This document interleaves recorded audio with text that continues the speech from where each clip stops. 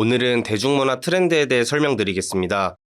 현재 트렌드를 설명하기에 필요한 선행 지식을 위해 대중문화의 개념, 대중문화 양상에 대해서 설명을 드리고 그 다음 현 시점에서의 트렌드는 어떤지 말씀드리도록 하겠습니다. 산업화로 인한 대량 생산, 도시화와 인구 집중, 라디오를 비롯한 광범위한 매스컴의 등장은 흩어져 있던 개인들을 하나로 묶었습니다. 이를 대중이라 칭합니다. 이들이 형성하고 소비하는 문화를 대중문화라고 부릅니다. 큰 범위의 문화는 인간이 만든 정신적 또는 제도적인 모든 것을 뜻하는데 대중문화를 이야기할 때는 좁은 범위, 문화상품권의 문화라는 단어로 생각하시면 됩니다. 교양, 콘텐츠라고 보시면 되겠습니다. 대중문화가 등장하기 이전에는 소수의 귀족문화가 있었습니다.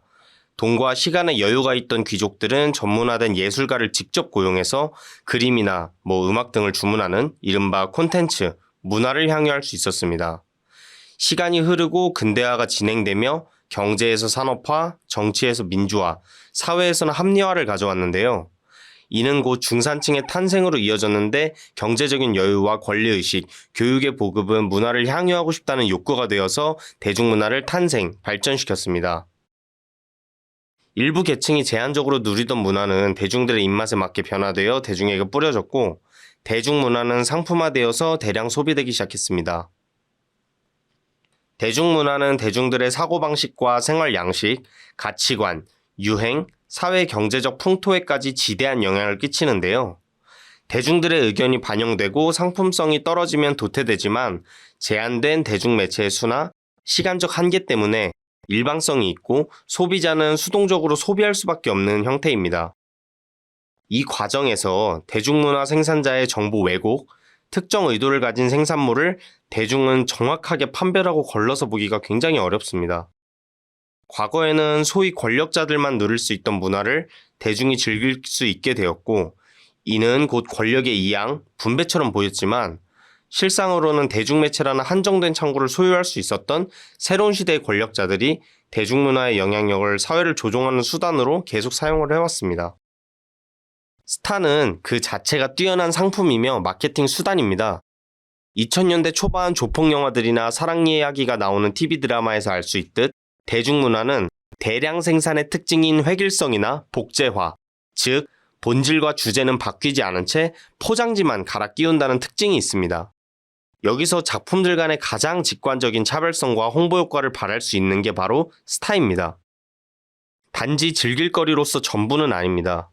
언론 매체에서도 기사의 상품성을 올리기 위해 스타의 가십을 주로 다루기도 하고 스타가 입었던 옷이나 사용했던 제품, 심지어 그들이 먹는 음식까지 사소한 것 하나하나 유행을 이끌어간다고 보시면 되겠습니다.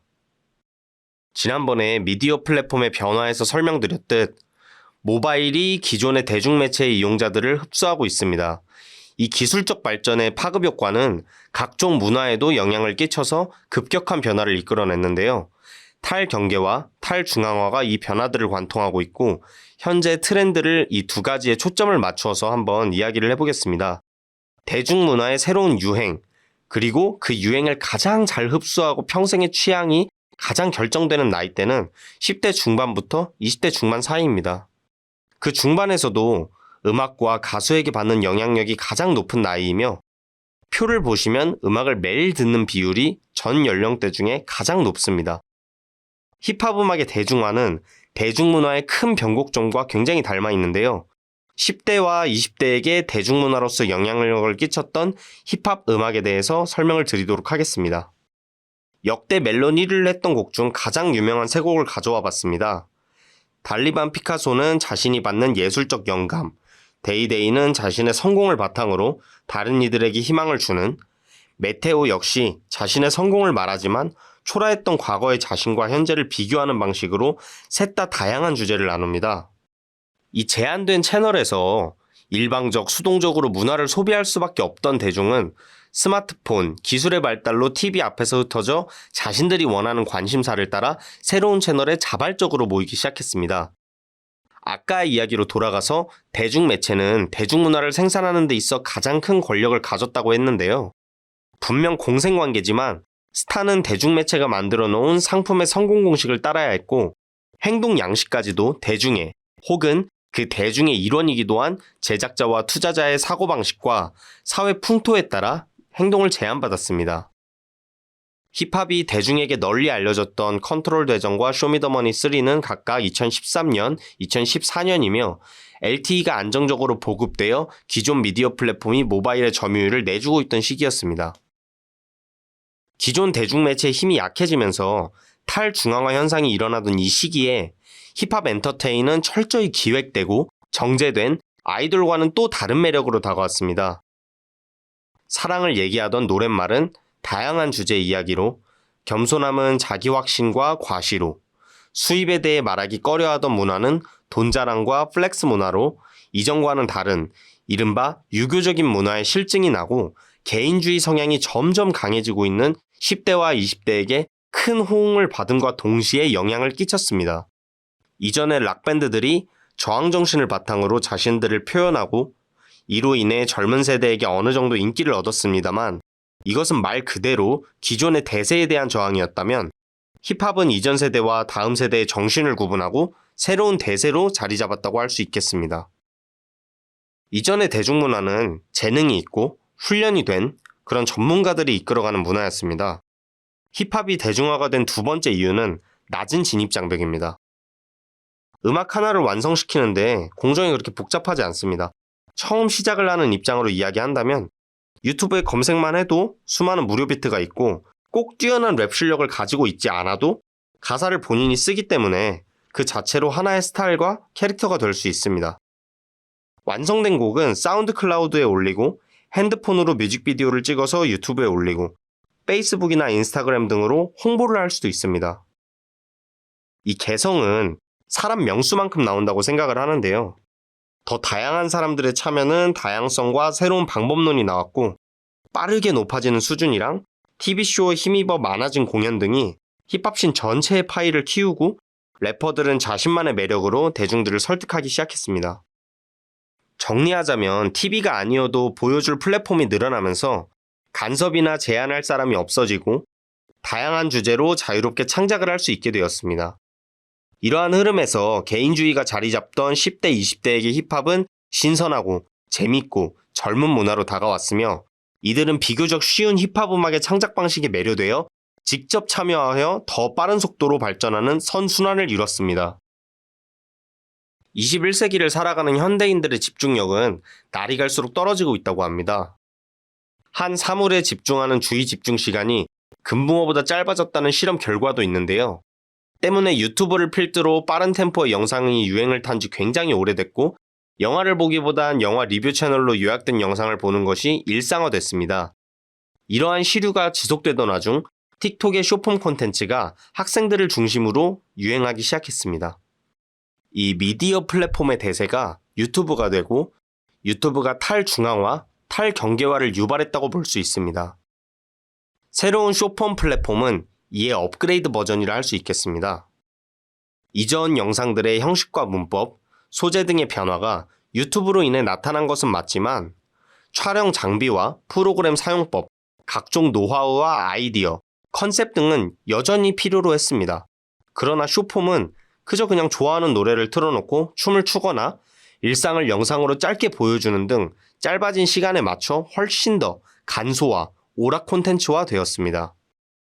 틱톡은 기존 페이스북, 인스타그램 등의 소셜 미디어와도 차이가 있습니다. 가장 큰 차이는 지인의 틀을 벗어난 소셜 미디어라는 점입니다. 틱톡은 이 인공지능이 추천하는 볼류 기능이 있어서 이용자의 취향과 기호를 분석해서 맞는 콘텐츠를 추천해줍니다. 즉, 나와 비슷한 취향을 가진 사람들을 보여주고 그 사람들이 내가 올리는 콘텐츠를 계속 보는 건데요. 이전에 우리를 묶던 학교, 회사, 가족 등등의 범주는 개인주의와 코로나로 인한 오프라인 모임의 축소로 인해 그 결속력이 약해졌고 온라인으로도 함께할 수 있다는 점, 개인의 관심사, 취향으로 묶이는 새로운 세대의 관계를 맺는 방식을 잘 나타냅니다. 아주 짧은 시간에 간편하게 재미를 느낄 수 있다는 것도 장점입니다. 콘텐츠 소비 시간에 대한 부담을 덜어주고 이동 중에도 편하게 즐길 수 있습니다. 15초라는 길이의 한계상 이 심오한 내용의 콘텐츠보다는 남다른 제작물이나 멋진 춤, 노래 등 재미와 놀이 위주의 콘텐츠들이 줄을 이룰 수밖에 없습니다.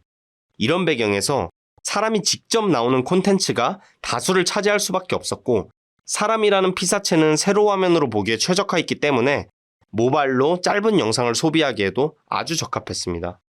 모바일 환경에 알맞은 것은 재생 환경뿐만이 아닌데요. 제작도 매우 간편합니다.